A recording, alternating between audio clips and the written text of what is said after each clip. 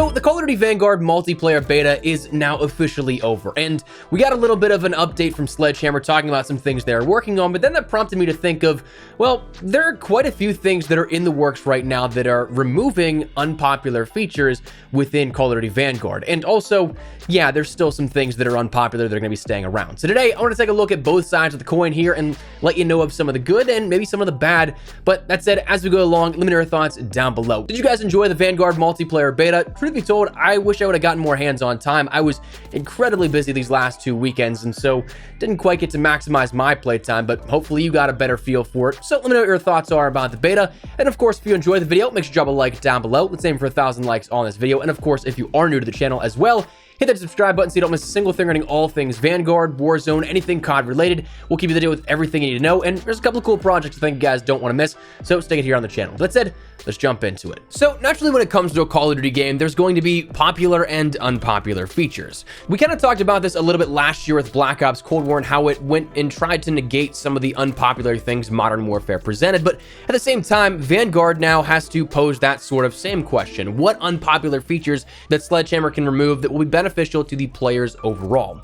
Well, thankfully, we actually know a couple of things that are already being removed that are unpopular features, while there also are still unpopular features that are staying, and we will talk about those here a little later on in the video. Let's start out with some positives here. Earlier today, Sledgehammer ended up putting up a blog post talking about thank you for playing the Vanguard beta. That ended as of today at 10 a.m. Pacific, 1 p.m. Eastern, and 6 p.m. in the UK, though this ended up actually going for a couple of hours later towards that after the servers entirely went offline, but they ended up saying things like thanks for participating, thanks for your feedback, and all that kind of stuff. And they ended up mentioning a short list of things that are already either going to be fixed for launch or that they're currently working on, including things like nerfing the sun, cracking down on red star raves, which are those graphical errors, removing dog nados, again, another bug here at this one, tuning spawns to avoid Hotel Royale's murder kitchen, where it's just an insane spawn trap, closing open mic lobbies and search and destroy that bug that persisted there. And that's on top of things they've already mentioned have been changed or are in the works from beforehand. But while that gives us some information on some things that, like the sun, that glare that comes along with that on certain maps, while that's pretty unpopular,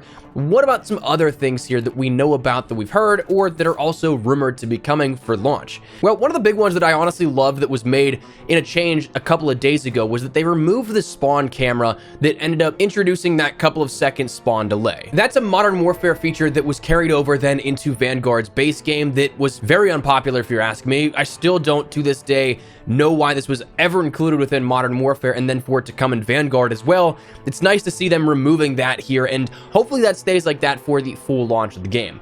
I find no purpose in that other than just slowing down things and becoming a big irritation. And it seems like that is something that they're making strides to entirely remove. One big thing here, while we saw it last year with Black Ops Cold War, it's a big revert in terms of unpopular features for Ghost in Modern Warfare versus what we had in Vanguard. For a lot of people that ended up playing Warzone like myself here for the majority of this past year, it was still something that we didn't quite get to take advantage of. But Ghost is being reverted when compared to Modern Warfare and Warzone's version of Ghost right now, in which you're only undetectable while moving to spy planes, enemy intel, and field mics. And also it reduces the effectiveness of local informants, which is rumored to be that VSAT giving directional and real-time intel, likely doing what an advanced UAV does to ghosted players in Modern Warfare and Warzone, where it would then just be a dot, not a positional arrow. But that is a big stride forward, I think, because I think that while we saw this in the past, sure, for Ghost, Modern Warfare is the first time we saw that in 5, 6, 7 years in which it was protecting ghosted players 24/7, even if you were just sitting in a corner. That I've always had an issue with. I know others may not have, but I'm very happy to see that unpopular feature being adjusted as well. The only downside to that is that in the beta, in the Perk 1 tier selection, it was the first perk. So while after like a month or so here of the game being out, if the ranking system is the same, it won't really matter. Kind of annoying that that will be one of the first things people can end up playing around with, but I digress.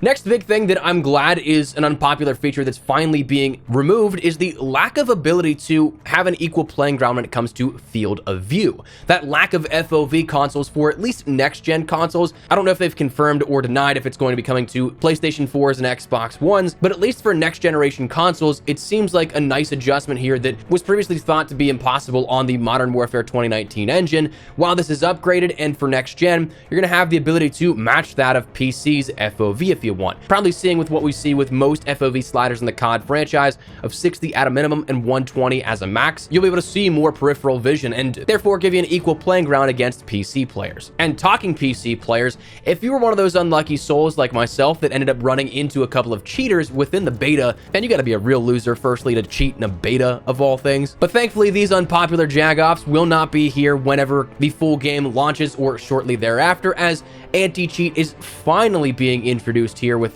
Vanguard's full product, and then also within Warzone come integration there. So that is going to be something that I am incredibly looking forward to. I love the ability to always have populations of players across all three main platforms, but truth be told, once you get into those sort of higher skill brackets and everything, the way skill-based matchmaking works, you will see cheaters all of the time. So to finally have at least a decent bit of those removed here, I'm sure that some will slip through the cracks. It's going to be great to have a cheat-free game and hopefully cheat-free Warzone experience. But kind of adding to the fold by, in a sense of removing the unpopular feature or lack of features in terms of lack of content and grind-worthy items and player-focused rewards. One thing that was elaborated on in some of the sort of reading regarding the beta, and not necessarily the playable build of the game, was that of operator leveling, which we'll see likely in the full launch of the game. But we know of our weapon and our normal level ranks and everything like that, but operator leveling is described as by earning operator XP separate from regular weapon, battle pass, and clan XP, players can unlock new cosmetics, skins, calling cards, finishing moves, and more just by playing matches with a specific operator. So hopefully that means that that can act as a way to get more additional grinds, more things that you don't have to buy from the shop, but instead can unlock organically. That doesn't detract from any of the core gameplay, but instead just adds more grind factors to Vanguard. And in fact, talking about grind stuff, it seems like this year hopefully should have some more grind-worthy stuff, which is again removing some unpopular features of, or I guess lack of features of not having those sort of things coming to the game. These more so being rumored changes right now and rumored additions, but I'm all for things, even if just rumored, that will keep me around and keep playing. In years past, there's no doubt there were plenty of things that you completed and then you're like, well, I've got nothing left to do, so may as well not play. My best example of that personally was Modern Warfare's base ranking system. 100 levels each season, especially in the early portions of the year when it was all grind time. 100 levels was like a week worth of playtime out of a 2-month season. So if you're not getting anything back for your time, there really wasn't a whole lot of reason to keep playing those next 7 weeks until new content or a new rank reset happened. So for me, I found myself not really playing. So to have grind-worthy content is incredible to hear about.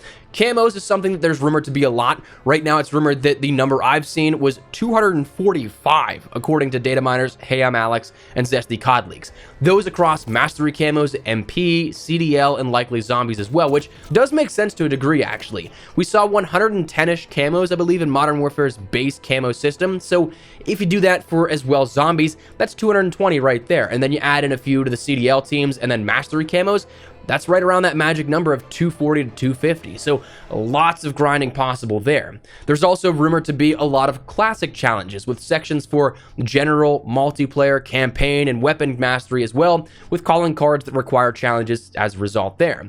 There's also rumored to be missions as well, which seem to be coming thanks to a bit of menu footage we saw from the presentations for Vanguard, footage that says activate a mission from the challenges menu in the barracks, which is cool because we see in that there's also a straight up challenges tab in association with the barracks menu. So maybe we see both of these, both traditional grinding challenges for, say, calling cards and XP and everything like that, but also missions that offer things like blueprints and other smaller rewards along the way. So it seems like when it comes to unpopular things of not having enough to do, Sledgehammer's trying to tackle that right off the rip. Unpopular things like cheaters being rampant within the Warzone experience and even so much into the regular MP versions of the game, that seems to be taken out. Some fundamental things like, again, perk design even being changed and adjusted. But of course, we can talk about all that kind of stuff, but we still will have things that on the flip side, there's quite a few things that are unpopular features that are going to remain. Things like not having factions, just team A and B. That is still so weird to consider, I think, here, and I don't know if that will ever feel natural or right to me here at this game. A kill streak system that doesn't lap streaks and allow for multiple earning of those streaks per life if you continue on. So say you have a 10 kill streak at the dawn, dogs, if you go and get another 10 gun kills, you're not going to get the dogs again. That was something that back in Modern Warfare, I could not stand, because that really destroyed a lot of the possibilities to get things like your nukes and things like that. Because if you're going personal UAV, advanced warfare, and Modern Warfare, you could only get those and you'd have to use them very tactically and hope that your team also got some UAVs to give you that information as well. Same thing happens with this. That's going to really hinder, I think, my multiplayer enjoyment. Another thing is the conscious effort to not allow shots on the minimap. And sure, you have a perk of radar that allows you to do that, but that should just be standard, man. Call of Duty's known to be that arcade shooter, so while you want to negate the ability to just chase dots, that's what made it fun for a lot of people. So I guess half point off for that one, because you have the ability to do so, but you need to take a perk to do so. Maybe like 75% off, because there is a slightly redeeming factor to that argument alone, but not fully. Things like doors, mounting, blind fire, all that kind of stuff was just gimmicky, and with a lot of the TTK mixed in with that, I unfortunately think this is going to be another very camp-heavy game. That until things fundamentally like that TTK is raised, which it may not be even ever, the general populace of the game is going to conform to a slower playstyle, something that doesn't reward you for playing aggressive, for playing for those kills and trying to go all out, and in a lot of cases would probably punish you for trying to play aggressive like that.